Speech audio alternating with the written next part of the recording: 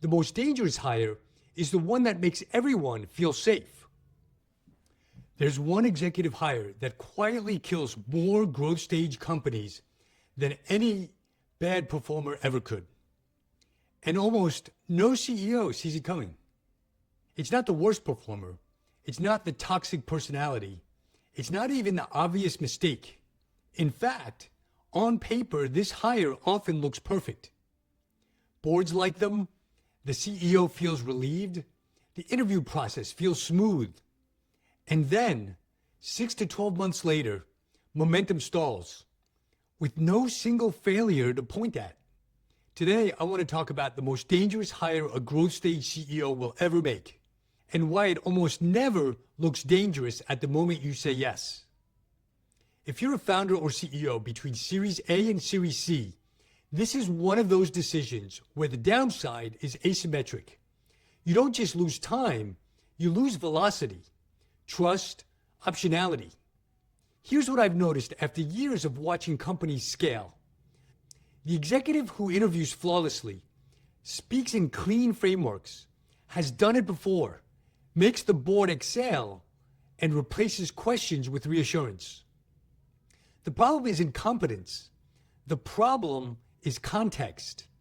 Growth stage companies don't fail because leaders lack experience. They fail because leaders apply the wrong experience to the wrong moment. I've worked with founders who made what looked like a textbook hire. Big company background, polished communicators, strong references. Everyone agreed this was the adult in the room. And then something strange happened. Execution slowed, decisions took longer, accountability got fuzzier. Not because the executive was bad, but because they optimized for certainty in an environment that required judgment under ambiguity. Let me say that again, because it matters. Growth stage companies don't need certainty. They need decision quality under uncertainty. From first principles, execution velocity is simple.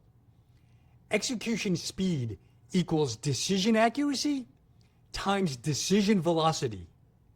Most hiring processes overweight articulation, confidence, and pattern familiarity, but they underweight judgment under pressure, the ability to operate without precedent, and comfort being wrong and correcting fast. This is where smart CEOs get fooled. The most dangerous hire performs beautifully in interviews, but struggles when the playbook doesn't exist yet. Because interviews reward narrative coherence. Growth rewards adaptive thinking. Interviews reward certainty. Growth rewards calibrated risk. And when everyone agrees quickly, that's often not consensus, it's relief.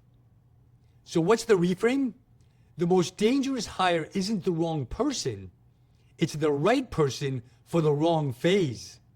Especially at growth stage, phase mismatch is more lethal than skill gaps. The question isn't, has this person done the job before? The better question is, have they done this job with this level of ambiguity, under this kind of pressure, with this much at stake? If you're a CEO facing a critical hire, consider this. If the candidate makes everyone feel instantly comfortable, slow down. If the interview feels unusually smooth, press harder. And if you're hiring to reduce anxiety instead of increase execution velocity, you're in the danger zone.